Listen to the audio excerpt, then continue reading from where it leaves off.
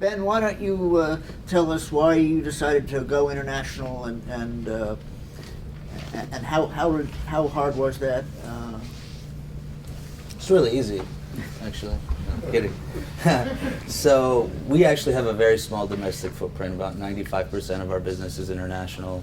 We service both customers and vendors, primarily originating in the Middle East and South Asia and in Western Europe. To answer the question, what made us do it, we have to roll back. Our company is about 5 years old.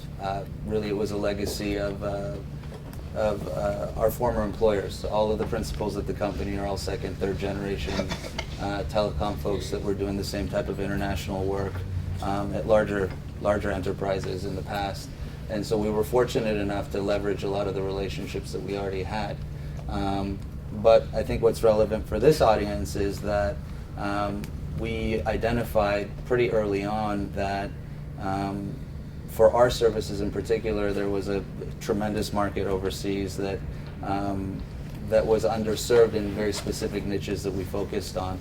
And how we got there really was a product of a number of different things, but principally getting on planes and going to these countries and meeting with our prospective customer bases early on, rolling back probably 9 or 10 years, really understanding their pain points and really designing a solution that was relevant for their needs. So the fundamental need, I mean, we're basically in a commodities business. We offer wholesale voice. So fundamentally, the need was not tremendously different. It was either that we were establishing some type of origination facility to enable our partners or our customers in country to, or our customers' customers to initiate calls overseas, or alternatively, on the termination side, transiting international traffic to that particular country. So, you know, at a high level, it wasn't tremendously different from country to country. Now, the regulatory environment obviously was a huge factor. The commercial maturity of, we're focused on voice over IP, so regulatory issues were a huge issue depending on which markets you were in. We went international to enlarge the market size we have, and also for support, which is to, you know, we offer 24-hour support, so to reduce the cost of the 24-hour support, we opened an office in Romania. I would say that the needs of clients internationally, we have. Well, why don't you describe what you provide? It's we provide an online platform for authoring, workflow distribution, commingling of investment research. So it's a very niche product.